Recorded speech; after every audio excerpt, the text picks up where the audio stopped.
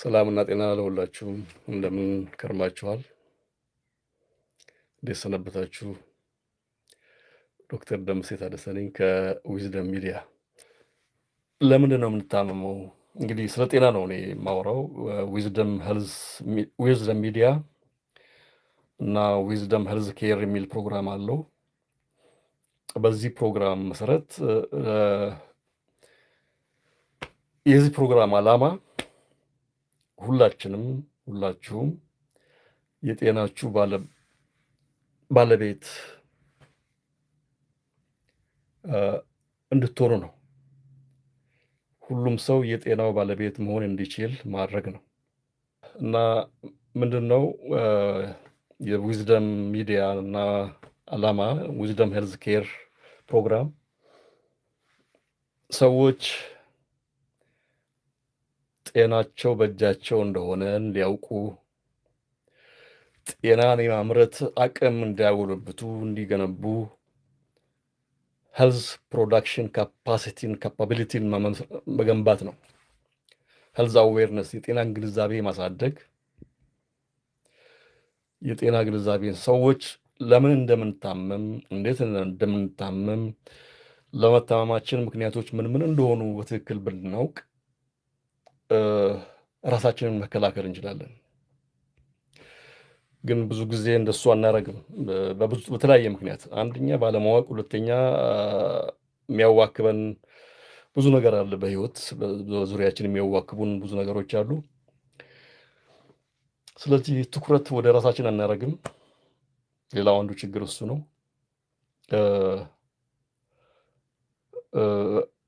ከራስን ጤናማ ለማድረግ ስለ ራስ ትኩረት ያስፈልጋል። ስለዚህ ዓላማዬ ምንድን ነው? ለምንድን ነው የምንታመመው? ለምንድን ነው የምንወፍረው? ለምንድን ነው የምናረጀው? እነኝህን ነገሮች ምክንያታቸውን በትክክል ተገንዝበን ብንገነዘብና እርምጃ ብንወስድ ራሳችንን መከላከል እንችላለን። ጤናማ የሆነ እድሜያችንን ማራዘም እንችላለን። ይኸው ነው የዚህ ቻናል ዓላማ። ስለዚህ አሁን ዛሬ እንደው ቤዚክ ነገር መነጋገር እፈልጋለሁ። ለምሳሌ አሁን በዓለማችን ላይ ትልቁ ችግር የሜታቦሊክ ዲዚዝ የሚባሉት ከሜታቦሊዝም ጋር የተያያዙ በሽታዎች ናቸው። የሜታቦሊዝም በሽታ ማለት ከአኗኗር ዘይቤ ጋር የተገናኘ፣ በአብዛኛው ደግሞ ከአመጋገባችን ጋር የተያያዘ ችግር ነው። ሜታቦሊዝም ማለት የተመገብነው ምግብ ምንድን ነው የሚሆነው? ኢነርጂ ነው የሚሆነው? ለግንባታ ነው የሚውለው? ወይስ ለነዳጅ ነው የሚውለው? ይሄንን የሚተነትን የሚያስረዳ ሂደት ነው ሜታቦሊዝም ማለት። ባጭሩ በቀላሉ ለመግለጽ ሜታቦሊዝም ምን እንደሆነ ለመግለጽ የተመገብነው ምግብ ከእርሻ ጀምሮ እስከ ዳር ሆኖ እስከሚወጣ ድረስ ያለውን ሂደት የሚያስረዳ ሳይንስ ነው። ስለዚህ የምንመገበው ምግብ ምንድን ነው የሚሆነው? ምን ያደርገናል? ይጠቅመናል ወይስ ይጎዳናል? የሚለውን ነገር ሁሉ የምናየው ሜታቦሊዝም በሚለው ሳይንስ ውስጥ ነው።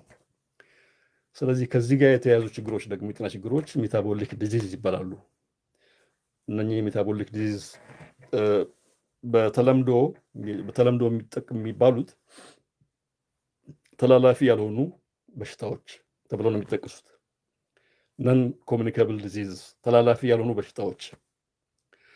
ምክንያቱም ሁለት አይነት በሽታ ነው ያለው እንግዲህ፣ ተላላፊ እና ተላላፊ ያልሆነ። ተላላፊ የሆኑት በጀርሞች፣ በፓራሳይት፣ በፈንገስ፣ በባክቴሪያ፣ በቫይረስ ምናምን የሚመጡት ናቸው። እነኚህ ተላላፊ ናቸው፣ ከሰው ሰው ይተላለፋሉ በተለያየ መንገድ። ተላላፊ ደግሞ ያልሆኑት የስኳር በሽታ፣ ከፍተኛ ደም ግፊት፣ የኩላሊት በሽታ፣ ከፍተኛ የሆነ ውፍረት፣ የአእምሮ በሽታ፣ አልዛይመር የሚባለው ወዘተ ተላላፊ ካልሆኑ በሽታዎች ውስጥ የሚዘረዘሩ ናቸው። እና ሜታቦሊክ ዲስኦርደርስ ኦር ሜታቦሊክ ዲዚዝ ተብለው ይታወቃሉ። ይሄ እኔ አሁን የዘመቻ ኮሌስትሮል ብዬ ጀምሬያለሁ። ለምንድን ነው ዘመቻ ኮሌስትሮል ለማለት የፈለግኩት? ለምንድን ነው ዘመቻ ያደረኩት? ምክንያቱም የዚህ ከኮሌስትሮል ጋር ተያይዞ ያለው ችግር በቀላሉ የሚፈታ አይደለም። ከባድ ችግር ነው። በዓለም ላይ አደጋ ያመጣ ነገር ነው። ይህንን አደገኛ ነገር ለመቀልበስ ዘመቻ ነው የሚያስፈልገው። እኔ የክተት ጥሪ አልጠራሁም እንጂ ሁሉም ሰው በዚህ ላይ ቢዘምት ደስ የሚለኝ። ለምንድን ነው እንደዚህ የምለው? ለምንድን ነው ዘመቻ ያስፈልገው? የዛሬ 70 ምናምን ዓመት አካባቢ የልብ በሽታ መነሻ ምክንያት ከእንስሳት የሚገኝ ቅቤ፣ ጮማ፣ እንቁላሉ ነው ምናምን ስጋው ነው ሳቹሬትድ ፋት የሚሉት ተባለ። ምክንያቱም እነኚህ ምግቦች ደግሞ በደማችን ውስጥ የሚገኘውን የኮሌስትሮል መጠን ይጨምራሉ። ኮሌስትሮል ደግሞ የደም ስራዎቻችንን ይደፍናሉ የሚል መላምት ነው። እንግዲህ ታሪካዊ ዳራውን ትንሽ በጥቂቱ ለመጥቀስ ይሄ እንግዲህ አሜሪካ ውስጥ የተጀመረ ነገር ነው። የአሜሪካ ታሪክ ነው። መነሻው እዛ ነው እና አይዘንሃወር የሚባል ፕሬዚዳንታቸው ሃርት አታክ ይዘዋል እና የደም ስሮቹን ሲመረምሩ እዛ ውስጥ ይሄ አቴሮስክለሮሲስ የሚባል የደም ስሮች ችግር አለ። የደም ስሮች በሽታ ማለት ይሄ አቴሮስክለሮሲስ ማለት የደም ስሮችን የሚያጠብ የሚያደድር የሚያቆስልና ጠባሳ ነው። ጠባሳ በደም ስሮች የውስጥኛው ግድግዳ ላይ የሚፈጠር ጠባሳ ነው። ያ ጠባሳ እያደገ ሲሄድ የደም ስሩን ያጠባዋል እና ለስትሮክ ያጋልጣል፣ ለሃርት አታክ ያጋልጣል። ስለዚህ ይሄ ሰውዬ ሃርት አታክ ሲያጋጥመው ይሄ ፕሬዝዳንት የደም ስሮች ውስጥ ያሉትን ይሄን የተበላሹ የደም ስሮችን መረመሩ። ከሞተ በኋላ ማለት ነው። ዋናው አልሞትም፣ ሳይሞት በተለያየ ምርመራ ሲመረምሩ እዛ ውስጥ ናሙና ወስደው ሲመረምሩ ኮሌስትሮል ያገኛሉ። ፎም ሴል ይሏቸዋል። ፎም ሴል ያው ቅባታማ ነገር ነው። ስለዚህ ኮሌስትሮል ነው ችግሩ አሉ። ኮሌስትሮል ነው አሉ። ስለዚህ ይሄንን መላምት ደግሞ ለማጠናከር የሆነ ጥናት አካሄዱ። በአንድ አንሰልኪ የሚባል ሳይንቲስት መሪነት ጥናት ተካሄደ እና ይሄ ጥናት ብዙ ችግር ያለበት ነው። ስለዛ አሁን በዚህ ጊዜ እንጃ ባወራላችሁ ጊዜያችሁ ከዚህ ፊትም ጠቅሼዋለሁ። በብዙ ሳይንቲስቶች የተተቸ ደካማ የሆነ ሳይንስ ነው። ደካማ የሆነ ጥናት ከመሆኑም ያለፈ ይሄ ጥናት ኦብዘርቬሽናል ኦር አሶሲዬሽናል ኦር ኤፒዴሚዮሎጂካል ስተዲ የሚባል ጥናት የሚባል ነው። ምን ማለት ነው? የሆነ የተለያየ ሀገር የተለያየ ሰዎችን መርጣችሁ ምን በላ፣ ጤንነት ምን ይመስላል ምናምን እያልክ የምትሰበስበው ዳታ ነው። ይሄ አሶሲዬሽን ኦር ኮሬሌሽን ስተዲ ነው የሚባለው። ከዚህ ጥናት ተነስተህ የዚህ በሽታ ችግር ይሄ ነው ማለት መደምደም አይቻልም። ትክክል አይደለም። ሳይንሱ እንደሱ አይልም። የሳይንሳዊ ጥናቶች እንደሱ አይሉም። ምንድን ነው የሚሉት? ይሄ የሆነ አሶሲዬሽን ካየ ከአንድ አይነት አመጋገብ ጋር የሆነ በሽታ ፓተርን ካየ መጠርጠር ትችላለህ። ስለዚህ ያን የጠረጠርከውን ሃይፖቴሲስ ነው የሚሰጥህ። ያን ሃይፖቴሲስ ቴስት አድርገህ ማረጋገጥ አለበት። ቴስት የምታደርገው ኤክስፐሪመንት ሰርተህ ነው። ኦር ራንደማይዝድ ኮንትሮል ትራያል ይባላል። ዳስ ዘ ጎልድ ስታንዳርድ ኦፍ ሪሰርች ሜቶዶሎጂ። ይሄ አልተደረገም፣ የለም። ይሄ አልተደረገም ብቻ ሳይሆን ብዙ ሳይንሳዊ ጥናቶች ወደ 8 የሚሆኑ ይሄ መላምት ስተት ነው፣ ችግር አለበት ብለው በጥናት አሳይተዋል። ሰሚ አላገኙም እንጂ ይሰማቸው አልነበረም። አንድ ይሄ ነው እንግዲህ። አሁን አይዘናወር የሀርት አታክ ያጋጠመው በኮሌስትሮል ምክንያት ነው፣ ሳቹሬትድ ፋት ስለበላ ነው ብለው ደምድመው ነው ወደዚህ ጥናት ውስጥ የገቡት። ሌሎችም የሀርት አታክ የሚያጋጥማቸው ሰዎች ነበሩ። ግን በጣም ያስደነግጣቸውና በጣም ይሄንን ጥናቱንም መላምቱንም ትሪገር ያደረገው እሱ ነው። የእሱ ሀርት አታክ ነው። አይዘናወር በዛን ጊዜ እስከ 4 ፓኮ ሲጋራ የሚያጨስ ሰው የነበረ ነው።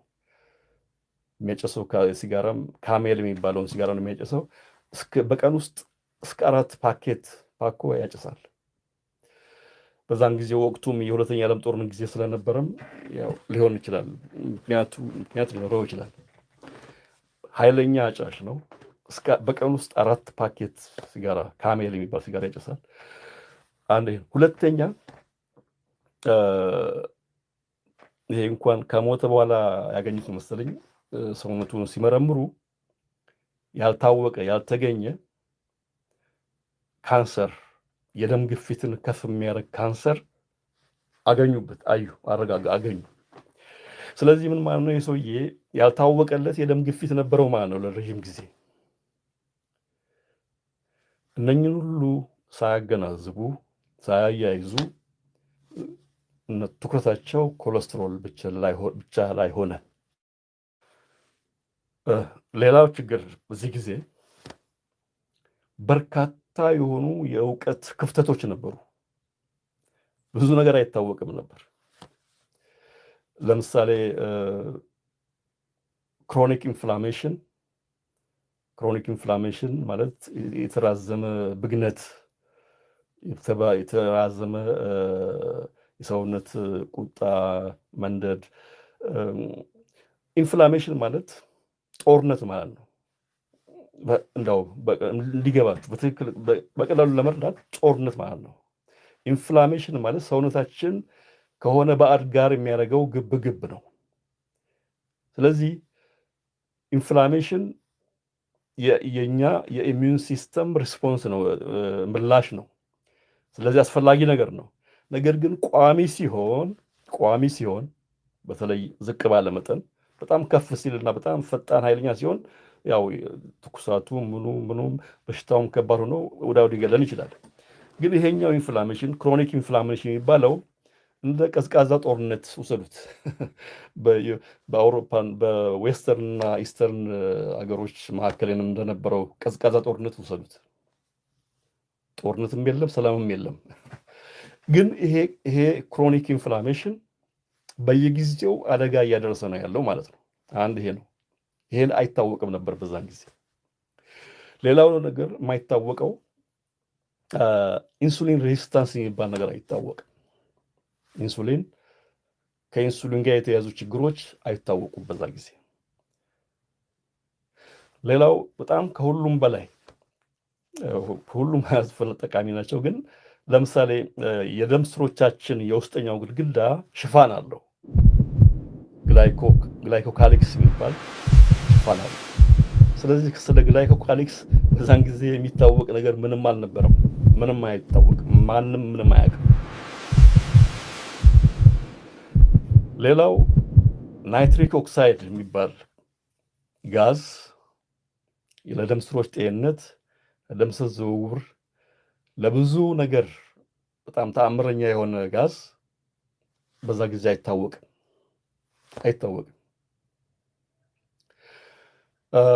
ሌላው ማይታወቀው ምንድን ነው?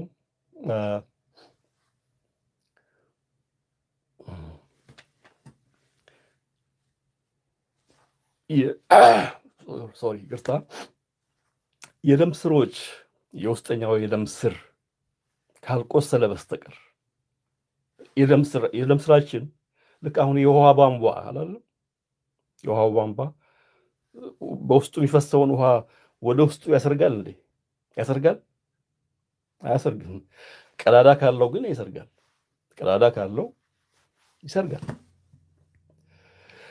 ስለዚህ የደም ስራችንም ጤናማ እስከሆነ ድረስ በደም ስራችን ውስጥ የሚዘዋወር ማንኛውም አይነት ኬሚካል ወደ ውስጥ መስረግ አይችልም።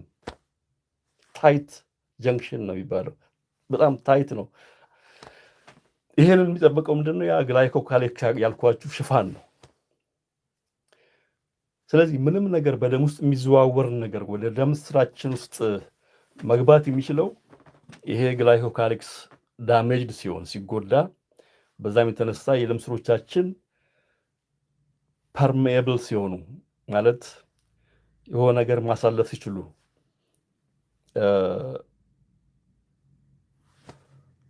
አሁን አንድ ታቁም ሰምታችሁ እንደው አላውቅም፣ ሊኪገት የሚባል ነገር አለ። አንጀታችን አንዳንድ አላስፈላጊ ነገሮችን ሲያስተላልፍ ወደ ውስጥ ሲወስድ ማለት ነው።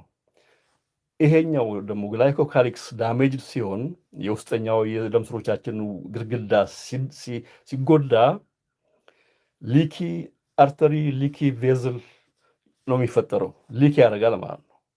የሆነ ፐርሜቢሊቲ ጨምሯል። ስለዚህ አሁን እንግዲህ ተከሳሹ ኮሌስትሮል አይደለም። ኮሌስትሮል ጤናማ በሆነ የደም ስሩ ላይ ምንም የሚያደርሰው ነገር የለም። ምንም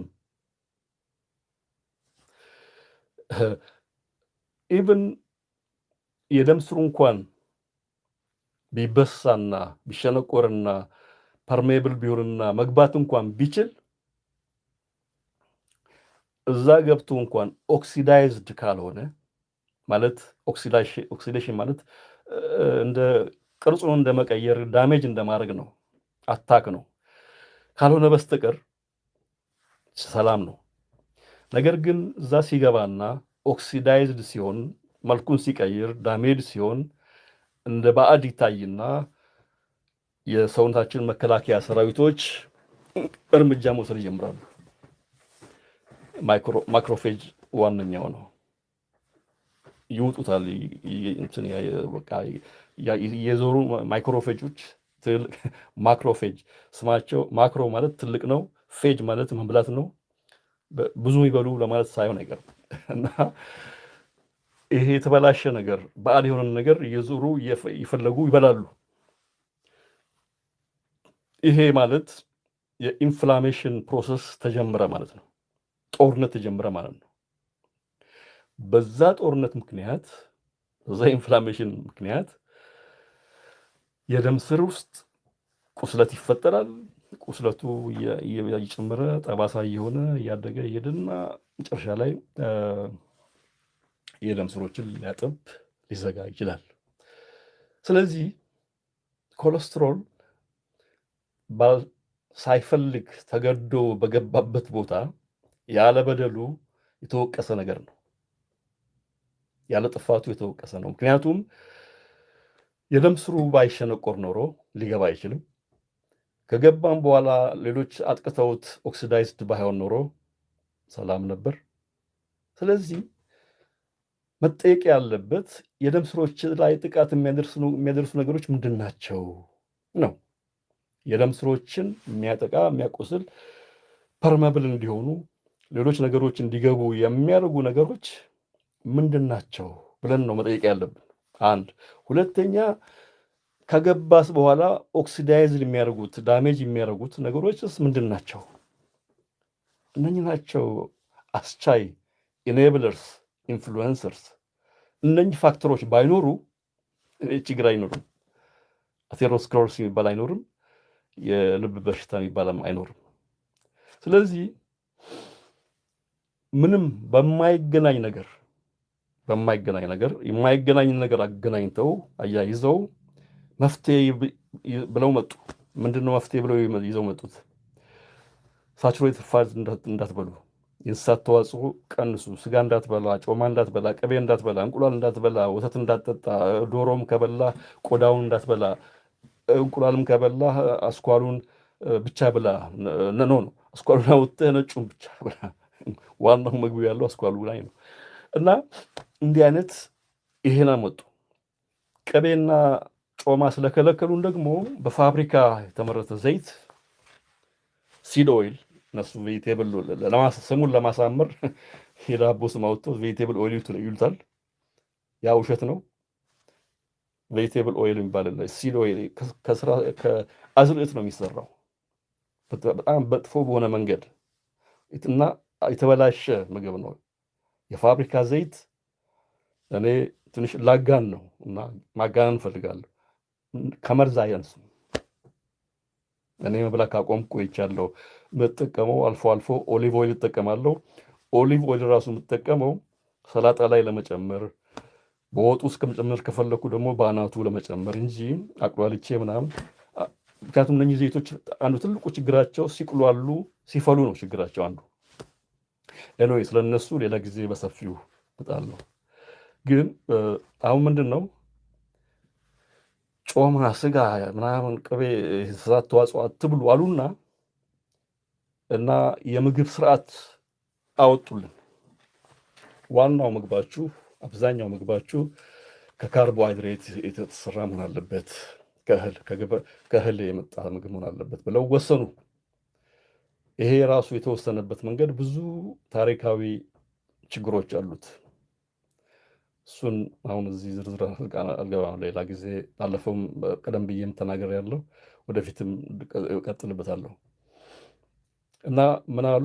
ዋናው ምግባችን ካርቦሃይድሬት ይሁን። ከእንስሳት የሚገኝ ተዋጽኦ ቅድም እንዳልኩት የተቆጠበ ከበላችሁም፣ ለምሳሌ ቅቤ፣ ጮማ አያስፈልግም። ያው ዘይት አመትንላችኋል፣ የፋብሪካ ዘይት። ምግቡ ደግሞ እንደምታውቁት ምግብ የሚያጣፍጥ ቅባት ነው። ጮማ ቅቤ ነው የሚያጣፍጠው። የእኛ ወላጆች፣ እኛ ቅድመ አያቶቻችን ምግብ የሚያመስሉ የነበሩት በሙራ ነው፣ በጮማ ነው፣ በቅቤ ነው እና ያጣፍጣል። አሁን ቅቤ ጮማ አትብሉ ሲሉ ምግቡ እንዲጣፍጥ የግድ ምግቡ ውስጥ ሁሉ ስኳር መጨመር አለበት። ቅባትም ደግሞ ስለሚያጣፍጥ ይሄ የፋብሪካ ዘይት ይጨምርበታል። ስለዚህ ፕሮሰስ የሆነ ፉድ በሙሉ ፕሮሰስ የሆነ ፉድ በሙሉ በስኳር እና በሲድ ኦይል በፋብሪካ ዘይት የተሞላ ነው። ስለዚህ ከፍተኛ ካርቦሃይድሬት እንበላለን፣ ከፍተኛ የሲድ ኦይል እንበላለን፣ ከፍተኛ ስኳር እንበላለን። ይሄ አልበቃ ብሏቸው ደግሞ ኮሌስትሮልን ከደማችን ውስጥ ዝቅ የሚያደርግ መድኃኒት ብለው ስታቲን ሰሩልን። የስታቲን አደጋ ምን እንደሆነ በሌላ ፕሮግራም ራሱን እመጣለሁ። እነኚህ አራቱ የአራትዮሽ መቅሰፍት ይሁን አደጋ ይሁን የሆነ ስም እየፈለግኩላቸው ነው። እነኚህ አራት ነገሮች ሃይ ካርቦሃይድሬት የበዛበት ምግብ፣ የፋብሪካ ዘይት፣ ስኳር የበዛበት ምግብ እና ስታቲን የዓለማችን ጤና የሁላችንም ጤና አመሰቃቀሉት።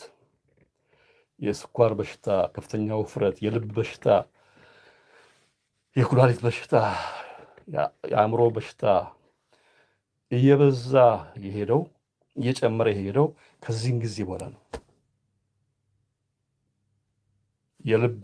እንግዲህ ይህን ያደረጉት የልብ ህመምን ለመከላከል እና የልብ በሽታን ለማዳን ነው። ነገር ግን እውነታው ዛሬ ላይ የልብ በሽታ ቁጥር 1 ገዳይ ነው። ዛሬ ላይ በዓለም ላይ ሰዎች የሚሞቱት በአንደኛነት ደረጃ በልብ በሽታ ነው። እነኚህ አሁን ሕክምና ይሄ ነው ሕክምናው ብሎ ያመጡልን ነገር ውጤቱ ምንድን ነው? እንዴት ነው ማይገመግሙት? እና እንዴት ነው ማያስተካክሉት? መቼ ነው የሚነቁት? አደጋውና አሳዛኙ ለሱ ነው። ለዛ ነው ዘመቻ ብዬ የጀመርኩት።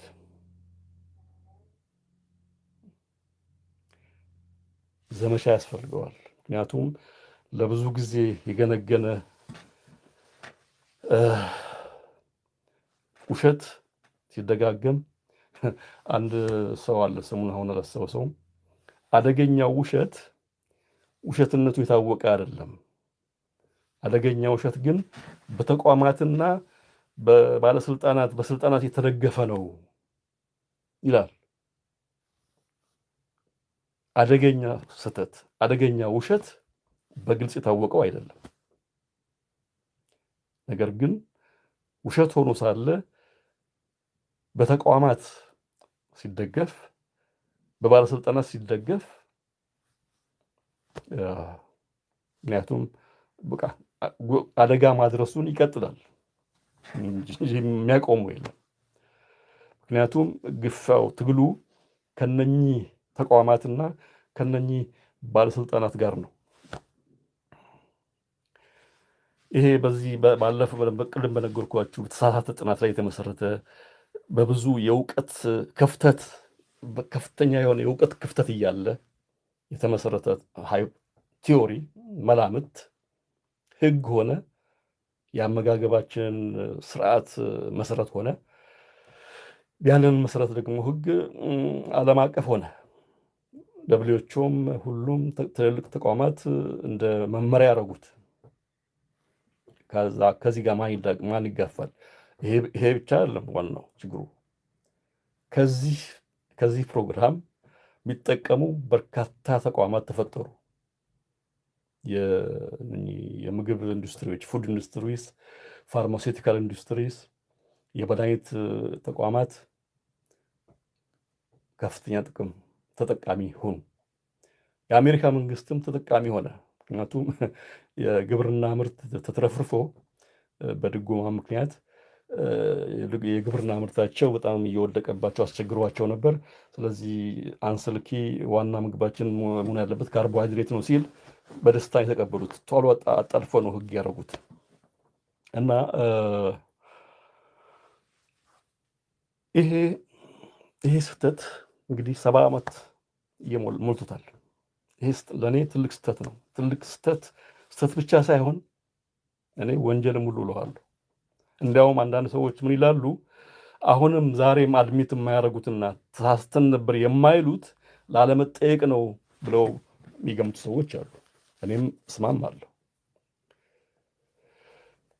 ከዚህ ጋር አያይዤ አንድ ታሪክ ነግራችሁ እንግዲህ ይሄን ነገር ሳጠና እኔ ቆይቻለሁ።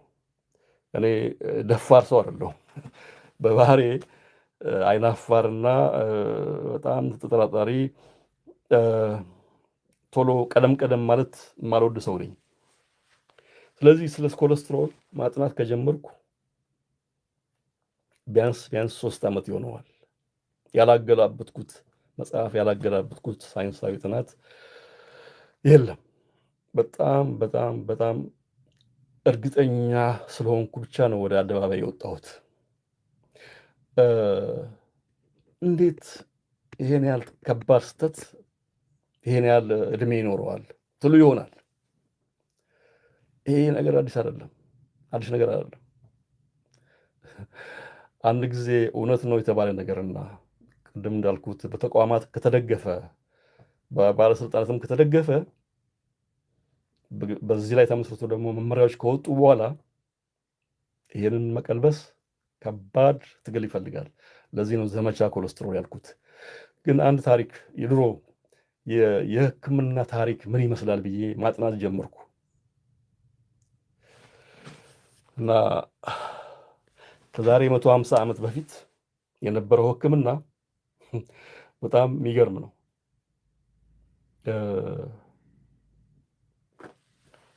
ሂውመሪዝም ቲዮሪ ይሉታል። ሂውመሪዝም ይሄንን ቲዮሪ ያፈለቁት 2 ታዋቂ የሕክምና ባለሙያዎች ናቸው። ሂፖክራተስ እና ጋለን የሚባሉ ግሪካውያን ናቸው እና ሐሳቡን ያበነጨው ሂፖክራተስ ነው ይባላል። ነገር ግን ያዳበረው መጽሐፍም ጽፎ በዩኒቨርሲቲው በሜዲካል ስኩልም ሁሉ ትምህርት እንዲሆን ያደረገው ጋለን ነው ይባላል። ስለዚህ በዛን ጊዜ የነበሩ ሐኪሞች የሚማሩት ይሄን መጽሐፍ ነው። ይሄ መጽሐፍ የሚያስተምረው ምንድን ነው? ሕክምና ሜዲካል ስኩል ሰዎች ገብተው የሚማሩት ምንድን ነው? በሽታ የምንታመመው በአራት ጉዳዮች ነው። አራት የሰውነታችን ፈሳሾች ሲዛቡ ነው፣ ባላንስ ሲያጡ ነው። እነኚህ ፈሳሾች አንደኛ ደም ነው፣ ብለድ ይላሉ። ሁለተኛው ፍሌግም ይላሉ። ፍሌግ ማለት አክታ ነፍጥ ምናምን ነገር ነው። ሶስተኛ የሎ ባይል ሐሞት ማለት ነው። አራተኛ ደግሞ አሁን ምንነቱ ተመርምሮም ያልታወቀ ብላክ ባይል ይላሉ። ብላክ ባይል እነኚህ አራት ፈሳሾች በደማችን ውስጥ ያሉ ፈሳሾች ሲዛቡ ነው የምንታመመው። ስለዚህ ሕክምናው ምንድን ነው? እነኚህ ፈሳሾች ባላንስ ማድረግ ነው። እንዴት ነው ባላንስ የሚደረገው? ለምሳሌ የራስ ምታት ይዞ የደም ግፊት ከፍ ብሎ በዛን ጊዜ የደም ግፊት መለኪያም የለም እና ግን አትሊስት ራስን አሞ ስትሄድ ደምህን ነው የሚቀዱልህ፣ ደምን ያፈሱልሃል። ስለዚህ ደም ሲፈስ ትደካክማለህ። በቃ የዳንክ ነው፣ ድንሃል፣ ወደ ቤት ሄዳለህ። ሌላ የሚያደርጉህ እንድታስታውክ ሆድ ውስጥ ደግሞ የተበላሸ ነገር ፈሳሽ ሊኖር ስለሚችል ተብሎ እንድታስታውክ ይደረጋል። ይሰጡሃል መርዝ። አሁን ዛሬ ሲታዩ መርዝ የሆኑ ነገሮችን ያጠጧችኋል፣ ታስታውካላችሁ። እንዲያስቀምጣችሁም ይደረጋል። በላይም በታችም እንዲወጣ ይደረጋል። እኔ አሁን ይሄን ሳስብ ይህን ስረዳ ትዝ ያለኝ ሀገራችን ያለ እንግሊዝ ጨው የሚባል ነገር አለ። የሆነ ሆዴን አመመኝ ካልክ እንግሊዝ ጨው ጠጣበት ይባላል። ለካ ከዛ የመጣ ነው። እና ሌላው በሳት በጋለ ብረት ማቃጠል፣ እንደዚህ አሁን አገራችን ውስጥ ለካስ ማቃጠል ያለው በጋለ ብረት ማቃጠል ያለው ለካ ለዚህ ነው አሁን ነው የሚገባኝ። እኔ የኛው አገር ባህል ይመስለኝ ነበር፣ ለካ ከዚህ የዛ ቅሪት ነው። ምክንያቱም ያ ሕክምና ዓለም አቀፍ በዛን ጊዜ ስታንዳርድ የሚባል ሕክምና ነው። በዚህ ሕክምና ብዙ ሰው ሞቷል፣ ግን ማንም የቆጠረው የለም። በዛ ጊዜ ማን ይቆጥራል? አንደኛ ሰው ሲሞት ታሞ ሞተ ነው እንጂ የሚባለው በሕክምናው ችግር ነው ሞታ አይባልም። እሱ ዘንድሮም አሁንም ሰፊ ነው፣ ሌላ ጊዜ ይመጣበታል። እና በዛ ጊዜ ብዙ ሰው ሞተዋል፣ ግን ያልተቆጠሩም። የተቆጠሩ ሰዎች ግን አሉ የታወቁ። የአሜሪካ መስራች የመጀመሪያው የአሜሪካ ፕሬዝዳንት ጆርጅ ዋሽንግተን አንድ ጊዜ ቶንሲል የሚመስል ነገር ያዘው እና በጣም ከፍተኛ ነበረ፣ ትኩሳት ነበረው። አበጠ፣ እዚህ አንገት ውስጥ አበጠና በተንፈስ ሁሉ እስኪያቅተው ድረስ ሆነ። በኋላ 3 ምርጥ ሐኪሞቹን አስጠራና ሕክምናው ተጀመረ። ያው ሕክምናው ቅድም የነገርኳችሁ ነው። ደም ማፍሰስ ነው፣ እንዲያስታውቀው ማድረግ ነው፣ እንዲያስቀምጠው ማድረግ ነው። ይሄን ሁሉ አረጉ። በ12 ሰዓት ነው በ24 ሰዓት ጊዜ ውስጥ 50% ደሙን አፍሰው ጨረሱት። 50% ግማሹን በደሙ በሰውነት ውስጥ ያለውን ግማሽ የደም መጠን አፍሰው ጨረሱት። ይሄን ግን እያደረጉ ከ3ቱ ሐኪሞች አንደኛው ትልቁ ሰውዬ አዛውንቱ የጆርጅ ዋሽንግተን የቅርብ ጓደኛ ነው።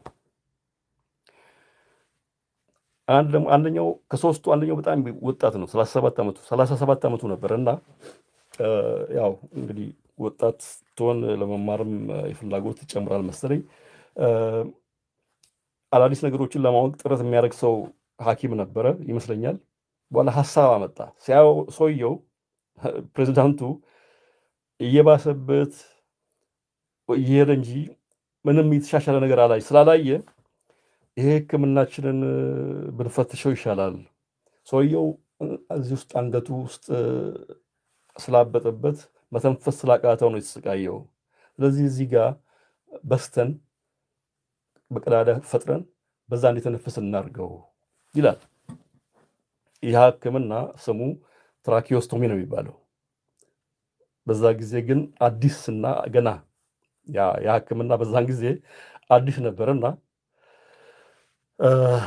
ያ ትልቁ ዋናው ሐኪም የጆርጅ ዋሽንግተን የቅርብ ወዳጅ የሆነው አዛውንቱ ሐኪም በጣም ተናደደ፣ በጣም ተቆጣ። እንዴ ይህን አዲስ ሕክምና በፕሬዝዳንታችን ላይ መሞከሪያ ልታደርገው ነው ብሎ ተቆጣ። ስለዚህ ያዛ የወጣቱ ዶክተር ሐሳብ ውድቅ ሆነ። ሰውየው በ24 ሰዓት ጊዜ ውስጥ ሞተ። ሲሞት ግን ሳይሞት በፊት ተማጽኗቸው ነበር ከአንዴም ሁለቴ፣ እባካችሁ ይጠራችሁ ነው አይቻለሁ፣ ጥራችኋል፣ ነገር ግን እኔ እየባሰብኝ እንጂ ምንም አልተሻለኝም እና በቃ ተውኝ፣ በሰላም ልሙት ተውኝ ብሎ ከአንዴም ሁለቴ ለምኗቸዋል። መጨረሻ ላይ ሌላ ምንዛዜ አድርጓል። የግል ረዳቱን ጠርቶ እኔ መሞት እፈልጋለሁ ተውኝ፣ ኢትስ ዌል ነው ያለው እና አይ ዋንት ቱ ዳይ ኢን ፒስ፣ ግን ሬሳዬን ከ3 ቀን በፊት እንዳትቀብሩ አለው። ምክንያቱም በዛን ጊዜ ብዙ ሰዎች ሞታቸው በደም ሳያረጋገጥ ይቀበሩ ነበርና ያ እንዳይደርስበት ፈርቶ ይመስለኛል። እና ምንድን ነው ይሄ አይነት ሕክምና አንደኛ በማን እንደሚፈጸም ታውቃላችሁ? ይሄ ሕክምና በፀጉር ቤት ቆራጮች፣ ባርበር ሾፕ ሰርጅንስ ነው የሚባሉት።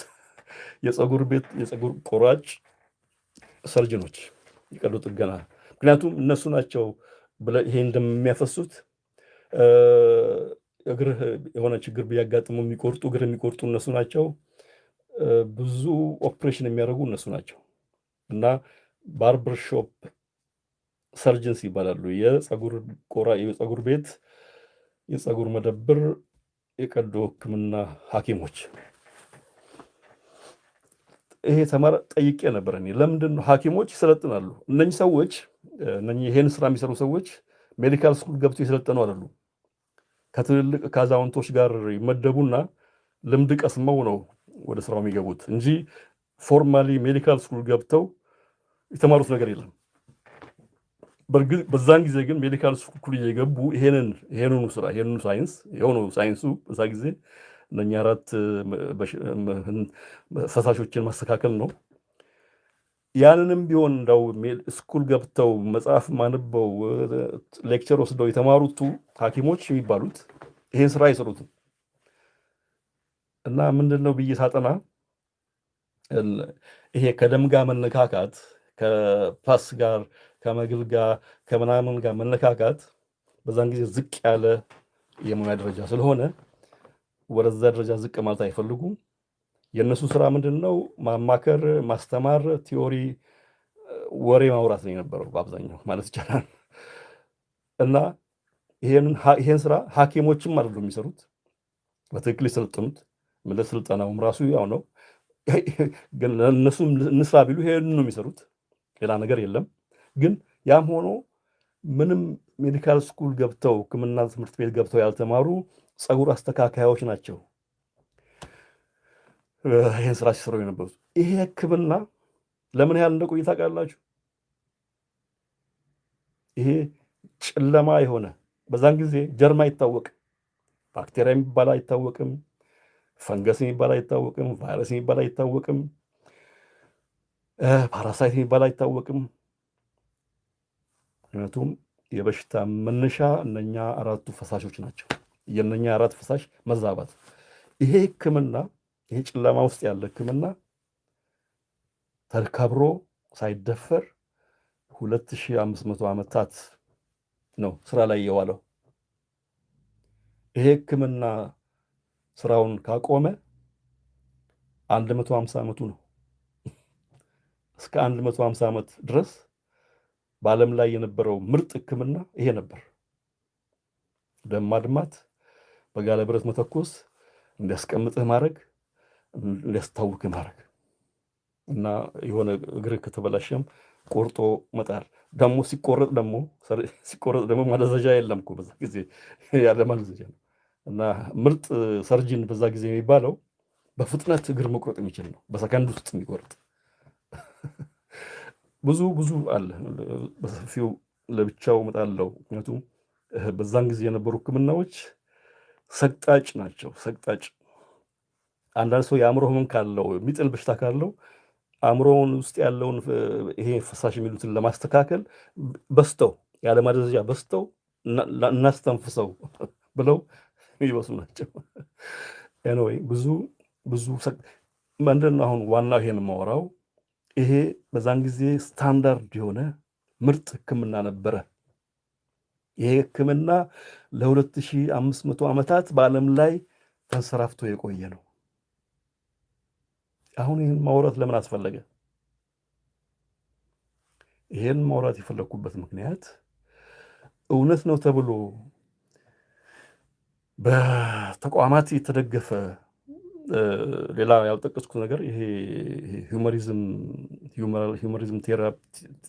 ቲዮሪና ቴራፒ በዛ ጊዜ በብዙ የካቶሊክ የተለያዩ ሃይማኖታዊ ተቋማትም ይደገፍ ነበር።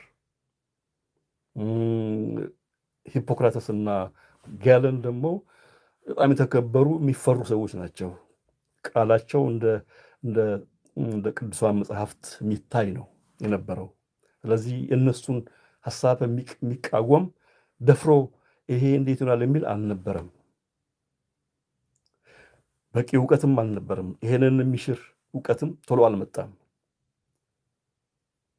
የደም ዝውውር ምን እንደሆነ ጀርም እንዳለ ታወቀው ቆይቶ ነው።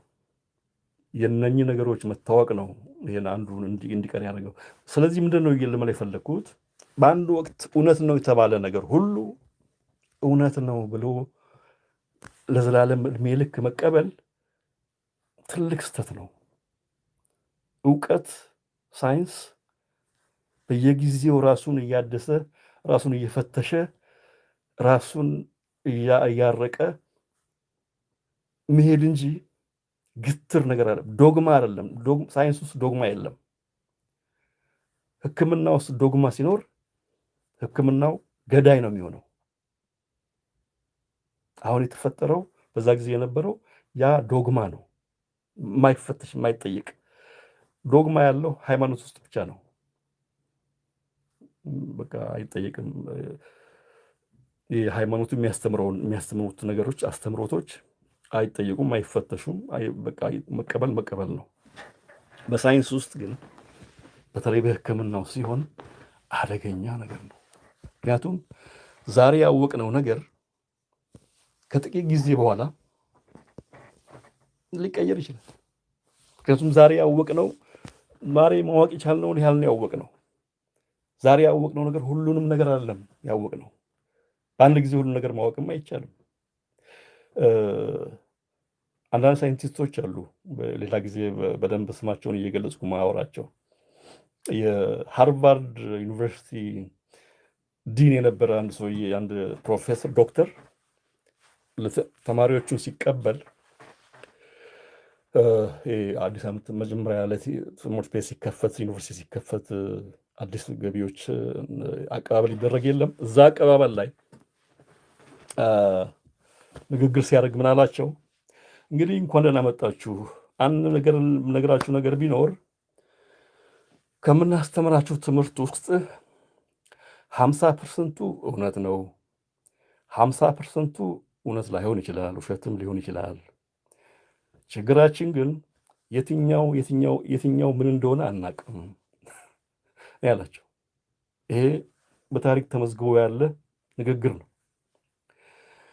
ሌላ አንድ ሰው ደግሞ ማን ነው? ሰር ዊሊያም ኦስለር ይመስለኛል። ዛሬ የተማራችሁት ነገር ከ10 ዓመት ከ5 ዓመት በኋላ ወይ ያረጀ ነው ወይ የሞተ ነው እና አደገኛ ነው ብሎ አስተምሯል።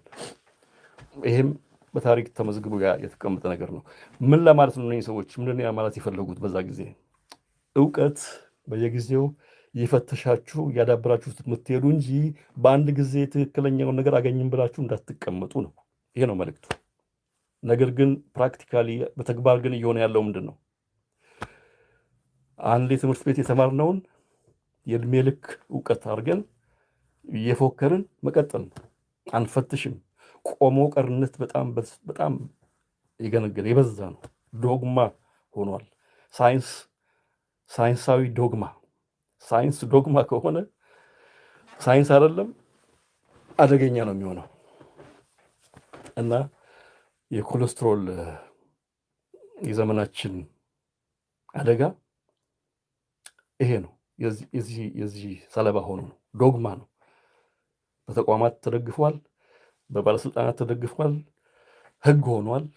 ጋይድላይን በየጤና ጥበቃው በየሀገራቱ ጤና ጥበቃዎች ጋይድላይን ሆኖ ይሄን ነው ሐኪሞች ስራ ላይ የሚያውሉት። ሐኪሞች የተማሩት ይሄንን ነው፣ ስራ ላይ የሚሆኑትም ይሄንን ነው። እንዳው ነቃ ብለው እንዳው ነገሩ ገብቷቸው ተረድተው ቢቃወሙ ችግር ይገጥማቸዋል። ምክንያቱም ግዴታቸው የቀጠራቸው ተቋም የሚከፍላቸው ያንን ጋይድላይን ተግባራዊ ሲያደርጉ ነው። ያን ጋይድላይን ሲቃወሙ ወይም ተግባራዊ ማድረግ ካቆሙ ሙያቸው ፈቃድ ሊነጠቅ ይችላል፣ ሊባረሩ ይችላሉ። ይሄ በተግባር ሆኗል። ሙያቸውን የተነጠቁ የታሰሩ አሉ በዘመናችን። በተለይ ይህንን የኮሌስትሮል ሕክምና ብለው የሚያወሩትን ታሪክ ተረት በመቃወም መጽሐፍ የጻፉ ጥናት አጥንተው ጥናታቸውን ያቀረቡ በተለያየ መድረክ የተናገሩ ሰዎች ችግር ውስጥ ገብተዋል። እና ለዚህ ነው ዘመቻ ብዬ ያመጣሁት። አሁን ይሄ ለምንድን ነው እንደ ዘመቻ የወሰድኩት? ለምንድን ነው አደጋው? ምንድን ነው ችግሩ? ቅድም እንዳልኳችሁ ምግባችን ከፍተኛ ካርቦሃይድሬት መሆኑ። ካርቦሃይድሬት ማለት የግብርና እህል ማለት ነው። የሰብል ምግብ ማለት ነው። የሰብል ምግብ ችግር አለው መጥፎ ነው እንዳትበሉ እያልኩ አይደለም። የገጠሩ ህዝባችን አብዛኛው የሚበላው ካርቦሃይድሬት ነው። ነገር ግን እሱ የሚበላው ካርቦሃይድሬት ከተፈጥሮ ያልተለየ ከእርሻ እንደወጣ ሳይበከል ሳይበላሽ መልኩን ሳይቀይር በተበስሎ ይበላ ነው። አንዱ ይሄ ነው። የገጠሩ ህዝብ ደግሞ ከኛ የሚለየው ከከተሜው የሚለየው ሁሌም ተንቀሳቃሽ ነው። የተሻለ እንቅልፍ አለው ብዬ አስባለሁ። የተሻለ ሰላምም አለው። ስለዚህ ነው የገጠር ህዝብ ገጠር ውስጥ ስኳር በሽታ፣ የደም ግፊት፣ ከልክ ያለፈ ውፍረት አታገኙም። ጤናሞች ናቸው። ገጠር ውስጥ ያለው ችግር ከጀርም ጋር የተያዘ ነው። በቂ ንጹህ ውሃ ባለማግኘት፣ ሽንት ቤት ባለማግኘት እንዲህ የመሳሰሉ ነገር እንጂ ምንድነው አሁን ይሄ አዲሱ የአመጋገብ ስርዓት ያመጡልን የልብ በሽታን ለመከላከልና ለማዳን ተብሎ የመጣው አመጋገብ የልብ በሽታን የሚያባብስ ውፍረትን የሚያባብስ የደም ግፊትን ሜታቦሊክ ዲዚዝ ቅድም ያልኳቸውን በሙሉ የሚያባብስ ሆነ። ምክንያቱም ለምንድን ነው የሆነው? ካርቦሃይድሬት የበዛበት ምግብ ተመገቡ ተባል። ዋና ምግብ እሱ ነው። ጮማ፣ ቅቤ፣ ስጋ እንዳትበሉ፣ እንቁላል እንዳትበሉ፣ ወተት እንዳትጠጡ። እነኝን ከበላችሁ የልብ በሽታ ይዛችኋል፣ ትወፍራላችሁ ብላ ብዙ ነገር ተባለና አስፈራሩን። ስለዚህ ምግባችን ካርቦሃይድሬት። ስለዚህ አሁን ካርቦሃይድሬቱን ደግሞ ጣፋጭ አድርጎ ለማቅረብ የምግብ ኢንዱስትሪዎች፣ የምግብ ፋብሪካዎች ያው አሰማምረው አጣፍጠው የፋብሪካ ዘይት ጨምረውበት ሸጡልናል፣ አሽገው ይሸጡልናል። ፒዛው፣ በርገሩ፣ ሁሉም ምግብ ስኳር፣ የፋብሪካ ዘይት የሌለበት የለም። ይሄ ነው ችግር ያመጣው። የፋብሪካ ዘይት በራሱ ትልቅ ችግር ነው።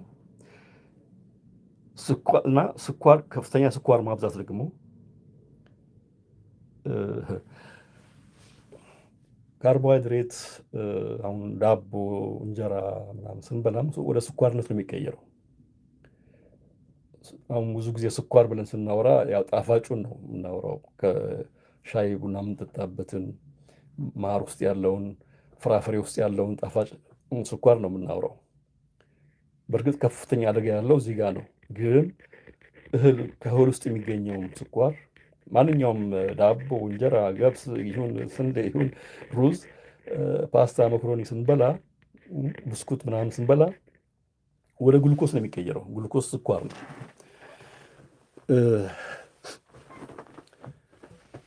አንደኛ ይሄን ምግብ መብላታችን አይደለም ችግሩ፣ ግን እነኚህ ምግቦች ያወለች ሌላ ነገር ልንገራችሁ። ከእህል ጋር ከግብርና እህል ጋር ከሰብል ጋር የተዋወቅ ነው የዛሬ 12000 ዓመት አካባቢ ነው። ከዛ በፊት ዳቦ የሚባል ስንዴ የሚባል ጤፍ የሚባል ገብስ የሚባል አጃ የሚባል ፓስታ፣ መኮሮኒ፣ ዳቦ አይታወቅም። የለም፣ ግብርና የለም። ግብርና የመጣው የተፈለሰፈው የዛሬ 12000 ዓመት አካባቢ ነው። የሰው ልጅ በዓለም ላይ ስንት ጊዜ ነው የኖረው? በብዙ መቶ ሺዎች የሚቆጠር ዓመታት ኖረዋል። በዛን ጊዜ የተመገበው ከእህል ውጭ ነው። ስራ ስሮችን ሲኖር ክረምት ሲሆንና ሲበቅሉ ሲኖር ሁሌም አይኖርም። ፍራፍሬዎች ሲኖሩ ሁሌ አይኖርም።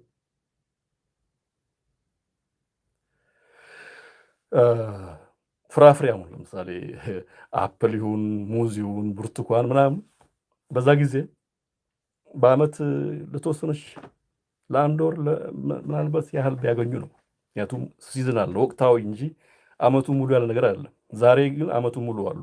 አመቱ ሙሉ መኖራቸው ብቻ ሳይሆን ዛሬ ያለ ሙዝና የዛሬ 50 60 70 ዓመት በፊት ያለ ሙዝ አንድ አይደለም። ዛሬ ያለ አፕልና የድሮ አፕል አይገናኙም። ብርቱካንም ሁሉም እንደዛው ተቀይሯል።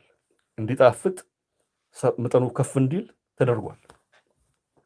በኬሚካል በተለያየ ጂኤምኦ የሚሉ ጄኔቲካል ሞዲፊኬሽን ነው። ጄኔቲካሊ ሞዲፋይድ ምንድን ኦርጋኒዝም ነው የሚሉት። ይሄ ዘመናዊው አኗኗር እና በዚህ በተሳሳተ የሕክምና መስመር ዓለም ችግር ውስጥ ገብታለች። አሁን ዘንድሮ በዚህ ጊዜ ዓለም ላይ የስኳር በሽታ ወደ ቢሊየን እየደረሰ ነው። በዓለም ላይ ከፍተኛ ውፍረት በጣም አደገኛ እየሆነ ነው። የደም ግፊት የሌለበት ሰው የለም። ኢንሱሊን ሬዚስታንስ የሚባል ትልቅ ችግር አለ። የኩላሊት በሽታ ያው በሀገራችን ሰማላችሁ። ገሌ ኩላሊቱ ተበላሽቶ ሞተ፣ ወይም ደግሞ ዳያሊሲስ አስፈለገው፣ ንቅለ ተከላ አስፈለገው፣ ገሌ ታወረ፣ ገሌ እግሩ ተቆረጠ። ይሄ ኮመን ሆኗል። ለዚህ ሁሉ የሚያበቃው ምንድን ነው? አመጋገባችን ነው።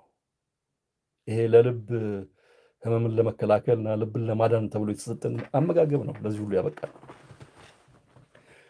ቅድም ጀምሬ ያልጨረስኩት ችግሩ ምግቡ ብቻ አይደለም። ቀኑን ሙሉ 24 ሰዓት ነው የምንበላው ማለት ይቻላል። ምክንያቱም እነሱም የመከሩን አለ የመከሩን ያን ጊዜ ፉድ ፒራሚድ ብታዩት ይሄ ዳቦ ምናምኑ ይሄ ከግብርና ከእህል የሚሰራውትን ምግቦች ከ6 እስከ 11 ጊዜ በቀን ተመገቡ ብለው ነው የደነገጉት። ስለዚህ ሰው ሲያመነዥክ ነው የሚውለው ማለት ነው። ምክንያቱ ለምንድን ነው? ይሄ ካርቦሃይድሬት ምግቦች በተለይ አጣፍጠውት አሳምረውት አጥመውት አልመውት ስለሚሰሩት አይጠገብም። አሁን ፒዛ እኔ አልጠግብም ስበላ ድሮ ስበላ በነበረበት ጊዜ በርገር አይጠገብም። እንደው አንዴ የበልታችሁ ብትጠግቡ እንኳን ከአንድ ሰዓት ሳይሞላ ነው የሚርባችሁ። ፓስታ መኮሮኒ አይጠገብም። ከጠገባችሁም ወዲያው ነው የሚርባችሁ። ስጋ ብትበሉስ፣ ጮማ ብትበሉስ፣ እንቁላል፣ ዶሮ ምናምን ብትበሉ ሙሉ ቀን ልትበሉ አትችሉም። በቀን ውስጥ የተወሰነ ጊዜ ነው የምትበሉት። ደጋግመን አብዝተን ልንበላ የምንችለው ካርቦሃይድሬት ብቻ ነው።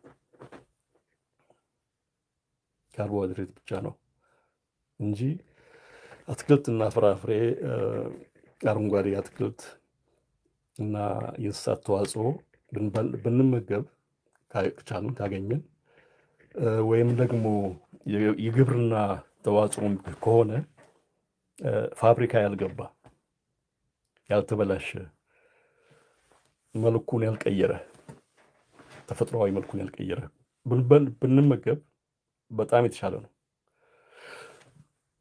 ስለዚህ ምንድን ነው ይቅርታ ከፋብሪካ የወጣ የታሸገ የሆነ ባርኮድ ያለበት በቦክስ ውስጥ በሳጥን ውስጥ የመጣ ነገር ተጸየፉ። የፋብሪካ ዘይት ተጸየፉ። ስኳር፣ ፍሩክቶስ አንድ ቁጥር የልብ በሽታ ምንጭ ነው። አንድ ቁጥር የልብ በሽታ ምንጭ ፍሩክቶስ። ከዚህ ፊት መርዝ ነው ብያለሁ። ፍሩክቶስ መርዝ ነው። ፍሩክቶስ መርዝ የሆነው ለምንድን ነው? 24 ሰዓት ስለምንመገበው ነው እንጂ ፍሩክቶስ ድሮ ጠቃሚ ምግብ የነበረ ነው ማለት። ፍሩክቶስ ማለት ይሄ ከጣፋጭ ፍራፍሬ የምናገኘው ከብርቱካን፣ ከሙዝ፣ ከማንጎ ከመሳሰሉት ፈሳሾች አትክልቶች የምናገኘው ከማር የምናገኘው ከሸንኮራ የምናገኘው ጣፋጩ ነገር ነው። ይሄ ጣፋጭ ነገር ድሮ ጣፋጭ ነበር፣ ዛሬ ግን መርዝ ነው። ድሮ ጣፋጭ ነበር፣ ዛሬ መርዝ ነው። እና እነኚህ ነገሮች ናቸው ጤናችንን ያመሰቃቀሉት። አንደኛ ብዙ ጊዜ ነው የምንበላው። ብዙ ጊዜ መብላት ሰውነታችን አያውቀውም፣ ያልተለማመደው ነገር ነው። የሰው ልጅ አብዛኛውን እድሜውን የኖረው በዓለም ላይ ይመገባል፣ የተወሰነ ጊዜ ደግሞ ይጾማል። ምክንያቱም ምግብ በየጊዜው አይገኝም። ከዛ ሲያገኝ ደግሞ ይበላል። ሰውነታችን ለዛ ነው ዲዛይን እንዲሆነው። በነገራችን ላይ የምንወፍረው ጮማ የምናከማቸው ለዚህ ነው። ጮማ ማለት ባንክ ቤት የተቀመጠ ወይም ጎተራ የገባ ሀብት ነው። የምንመገበው ስናጣ የምንመነዝረው ሀብት ነው።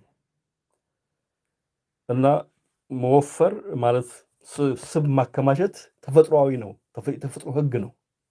አሁን ግን ድሮ እናከማቻለን፣ ወዲያው ደግሞ የምንበላው ስለምናጣ እንጠቀምበታለን። አሁን 24 ሰዓት እየበላን 24 ሰዓት ማከማቸት ነው፣ መጠፍጠፍ ነው ጮማ በጮማ ላይ እና ስለዚህ አመጋገባችን በጣም የተበላሸ ነው። የሕክምናው አገልግሎት በጣም የተበላሸ ነው። ቆሞ ቀር ነው። የደም ግፊት፣ ስኳር በሽታ፣ ኩላሊት በሽታ፣ አልዛይመር፣ የአእምሮ በሽታ፣ ከፍተኛ የሆነ ውፍረት የሚያድን መድኃኒት የለም። ስኳር በሽታን የሚያድን መድኃኒት የለም። እያዳኑ አይደለም። የደም ግፊት የሚያድን መድኃኒት አንድም የለም። የሜታቦሊክ ዲዚዝ የሚባሉትን በሽታዎች በሙሉ የሚያድን አንድም መድኃኒት የለም በዓለም ላይ። ለምንድን ነው የሌለው? ሕክምናው ያተኮረው ያነጣጠረው ቁጥር ማስተካከል ላይ ነው። የደም ግፊት ቁጥሩ ከፍ ሲል ከተወሰነ ይሄ ኖርማል ነው ብለው የወሰኑት አለ።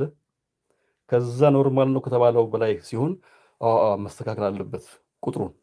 ስለዚህ መድኃኒት ይሰጣል። በቃ መድኃኒቱ የእድሜ ልክ ነው። ስኳር በሽታም ስኳር በደም ውስጥ ከፍ ብሏል። ስለዚህ ምንድን ነው መፍትሄው? ዝቅ ማድረግ ነው። እና የዘመኑ ሕክምና በተለይ ሜታቦሊክ እንግዲህ ይሄ ስለ ሕክምና ሳወራ የሕክምናው ሳይንስ ሕክምናው ዓለም የተራቀቀባቸው ያልደገባቸው በርካታ መስኮች አሉ። አሁንም ማውራው እኔ ስለ ሜታቦሊክ ዲዚዝ ከአኗኗር ዘይቤ ጋር የተገናኙ ከአመጋገባችን ጋር የተገናኙ በሽታዎችን ነው ማውራው። በዚህ ዙሪያ ዲዛስተር ነው ያለው። ዲዛስተር ነው ዲዛስተር። ዛሬ አንድ ኢንተርቪው ሳዳምጥ ነበረ በጤና አንድ የሚዲያ ተቋም ያዘጋጀው ጤናችን በቤታችን የሚል ፕሮግራም ላይ ትልቅ ሐኪሞችን ስለ ስኳር በሽታ ያነጋግሩ ነበር። በጣም ነው ያዘንኩት። ምክንያቱም እኔ ያውቃቸዋለሁ፣ አንዳንዶቹ አስተምረውኛል። ግን ዛሬም የስኳር በሽታ ምክንያቱ አይታወቅም ይላሉ። ዛሬም ለዛም ነው የሚያድን ነገር ሰው የማይድነው ለዛ ነው። ምክንያቱም አንድ ነገር ምክንያቱ መነሻው ካልታወቀ መፍትሄ ሊያገኝ አይችልም። ስለዚህ ምንድነው እያደረጉ ያሉት? ቁጥሩን ማስተካከል ብቻ ነው። ቁጥሩን ደግሞ በተለይ የስኳር በሽታማ አይድንም፣ ክሮኒክ ኤንድ ፕሮግሬሲቭ ነው ብለዋል። ስለዚህ ምንድን ነው አንድ የስኳር በሽታ የተያዘ ሰው ቋሚ ደንበኛ ነው መድኃኒት ለመግዛት ቋሚ ደንበኛ። ይሄ ደንበኛ እንዲቀርም የሚፈለግም አይመስልም። ምክንያቱም ከዳነ ሊቀር ነው። በእርግጥ ሆን ብለው ነው ያደረጉት ብዬ አላስብም። ቆሞ ቀርነት ነው። ይሄን ድሮ ያወቁትን የተማሩትን ባለመፈተሽ ዛሬም እውነት ነው ብለው ተገትረው መቅረታቸው ነው ችግሩ እንጂ ለክፋት አይመስለኝም። አሁን በዚህ በዘመናችን የሰዎች የሚሞቱባቸው ምክንያቶች የሞት ምክንያት ተሰልተዋል። አንደኛ በዚህ ምክንያት ነው፣ ሁለተኛ በዚህ ምክንያት፣ ሶስተኛ በዚህ ምክንያት፣ አራተኛ በዚህ ምክንያት ሰው በዓለም ላይ የሚሞተው ተብሎ ተዘርዝሯል፣ ተጠንቷል። በዓለም ላይ ሶስተኛው የሞት ምክንያት ምንድን ነው ታውቃላችሁ? የሕክምና ስህተት ነው። የሕክምና ስህተት ነው ሶስተኛው የሞት ምክንያት። ስህተቶቹ የተለያዩ ናቸው። አንዳንዱ በሽታውን ምን እንደሆነ ባለማወቅ፣ ስለዚህ በሽታውን ካላወቅከው ሩት ኮዝ ካላወቅ ምክንያቱም ካላወቅከው የምትሰጠው መድኃኒት የማይሆን ነው። ስለዚህ ሰውየው አይተርፍም። ምናልባት ትንሽ እድሜውን ታራዝም ይሆናል። አሁንም ያለው ሕክምና አብዛኛው የልብ በሽታ፣ የስኳር በሽታ፣ የደም ግፊት በሽታ እድሜ ማራዘሚያ ብቻ ነው።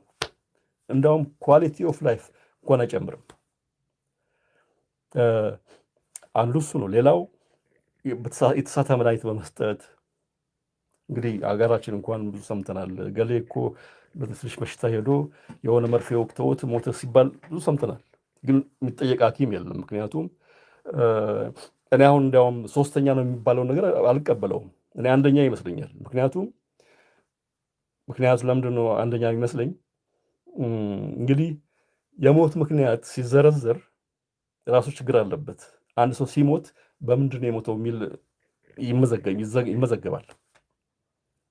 ግን የሚመዘገበው ኦልሬዲ በተቀመጡ ኮዶች መሰረት ነው። ኦልሬዲ የበሽታዎች ዝርዝር ተቀምጠዋል። በዛ ኮድ መሰረት ነው እንጂ ከጤና ባለሙያ ጋር የተያያዘው ችግር የሚመዘግበት መንገድም የለውም፣ ቦታም የለውም፣ ፎርሙላም የለውም፣ ኮድም የለውም። ስለዚህ ማንም ሰው ይሄ ሰው የሞተው በሕክምና ስህተት ነው ብሎ የሚመዘግብ የለም፣ አይታወቅም። ይሄ አሁን በዓለም ላይ የሚገመተው ሶስተኛ የሚሆነው በአንዳንድ ሀገሮች በትክክል ጥናት ተደርጎ ነው።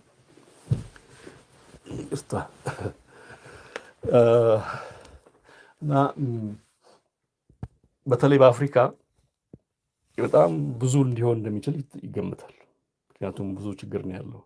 ተጠያቂነት የለም፣ የሕክምና ጥራት የለም። ይሄን ሳወራ ግን እኔ አሁን ሐኪሞችን ይሄን ሳወራ ሐኪሞችን ለመውቀስ አይደለም። የችግሩ መነሻ ብዙ ነው። ቅድም እንዳልኩት አንደኛ ትምህርት ቤት የምንማረው ይሄንን የተማርነውን ነው። ሰው የተማረውን ነው ተግባራዊ የሚያደርገው። ይሄ የተማርነው ነገር ደግሞ ሕግ ሆኖ መመሪያ ሆኖ ተቀምጧል። ያንን ማክበር የግድ ነው። ያንን አለማክበር ያስጠይቃል። ይሄ መመሪያ እነኚህ መመሪያዎች በትልልቅ ተቋማት የተደገፈ ነው፣ በመንግስታት የተደገፈ ነው። ስለዚህ በትልልቅ ኢንዱስትሪዎች የመድኃኒት ኢንዱስትሪ፣ የምግብ ኢንዱስትሪ፣ የዘይት ፋብሪካ ዘይት ኢንዱስትሪ ወዘተ የሚደገፍ ነው። ስለዚህ ይህንን መጋፋት ከባድ ነው። ለምሳሌ ስታቲን የሚባለው መድኃኒት የኮሌስትሮል መቀነሻ መድኃኒት በዓለም ላይ የሚሸጥ ትልቁ ገቢ ያለው መድኃኒት ነው እና ከዚህ ጋር መጋፋት ከባድ ነው። ስለዚህ ይሄን የሚመስሉ ስብስብ ነገር ነው ያለ ውስጥ ያለ ነው። እንግዲህ በመጀመሪያው ቀን ብዙ አብዝቼ ያበዛሁባችሁ ይመስለኛል። ጥያቄ ካላችሁ ከዚህ በኋላ ምናልባት ጥያቄ ካላችሁ ወደዛ ብንሄድ ይሻላል። ዩሱፍ አይ ሚክስድ ሃኒ ዊዝ ብላክ and garlic and it was said that my cholesterol levels were reduced. Could this be the cause? ኮሌስትሮል አንደኛ ኮሌስትሮልን ለመቀነስ ከዚህ በፊት እንዳልኩት ምንም መድከም አያስፈልግም፣ ጥረት አያስፈልግም። ኮሌስትሮል አስፈላጊ ነገር ነው። ኮሌስትሮል በሰውነታችን ውስጥ ቢያንስ ካነሰ እስከ ሞት ሊያበቃ የሚችል አደጋ ሊደርስብን ይችላል። ኮሌስትሮል በጣም አስፈላጊ ነው። ያለ ኮሌስትሮል መኖር አንችልም። እኛ የሴሎች ውጤት ነን አይደል? እኛ የተሰራ ነው ከሴሎች ነው ማለት ህዋሳት፣ ጥቃቅን ህዋሳት ተደማምረው ነው ሰው ይሆን ነው። እነኚህ ህዋሳት የሚሰሩት በዚህ ህዋሳት ግንባታ ውስጥ ኮሌስትሮል ትልቅ ቦታ ነው ያለው። አእምሮአችን ውስጥ፣ በሁሉም ቦታ ውስጥ፣ በሁሉም አካላችን ውስጥ። ለምሳሌ አእምሮአችን ውስጥ ወደ 25% የአእምሮአችን ክፍል ኮሌስትሮል ነው። ምክንያቱም በጣም ለነርቭ ዝውውር፣ ለነርቭ መልእክት መተላለፍ፣ ለብዙ ለስራ ስለሚጠቅም ስለሚያስፈልግ የግድ ስለሆነ ብዙ ነው።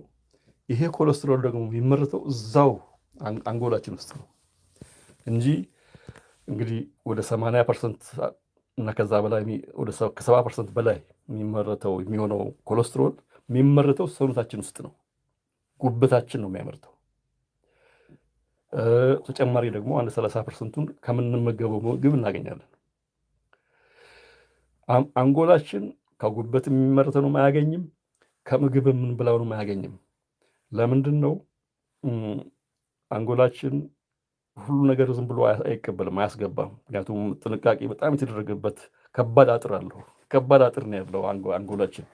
ምንም ነገር ዘሎ አይገባም። እንደዛ ቢሆንማ በደም ውስጥ የሚዘዋወር ነገር ሁሉ አንጎላችን ውስጥ ቢገባ መኖር አንችልም። ስለዚህ ብለድ ብሬን ቤሪየር የሚባል ነገር አለውና ይዘጋል። ስለዚህ የራሱን ያመርታል። የራሱን ሲያመርት የሚፈልገውን ነው የሚያመርተው። ጮማ ብላን አልበላን እዛ የሚደርስ ነገር የለም። ነገር ግን የሚሰጠን ስታቲን፣ ኮሌስትሮል ለመቀነስ የሚሰጠን ስታቲን አእምሯችን ውስጥ ገብቶ አእምሯችን አንጎላችን የሚፈልገውን እየሰራ ያለውን እንዲቀንስ ያደርገዋል። ለብዙ በሽታ ያጋልጣል። ብዙ በሽታዎች የአንጎል ችግር እየተፈጠረ ነው። ስለ ስታቲን ሌላ ጊዜ በሰፊው እመጣለሁ እና ምንድን ነው አሁን ሌላው ይሄ ሀሳቤን የጀመርኩበት መቀነስ አያስፈልገንም፣ ስለ መቀነስ መጨነቅ የለብንም ያልኩበት ምክንያት ጉበታችን ወደ 70% አካባቢ ይሰራል። የቀረውን 30% ከምግብ እናገኛለን። ከዛ በላይ ሲሆን ጉበታችን ያስወግደዋል። በሽንት በሰገራ በተለያየ መንገድ ያስወግደዋል። ጉበታችን ሰውነታችን የሚያስፈልገን ኮሌስትሮል ከመጠን በላይ ከሆነ ይቀንሰዋል፣ ካነሰ ይጨምረዋል።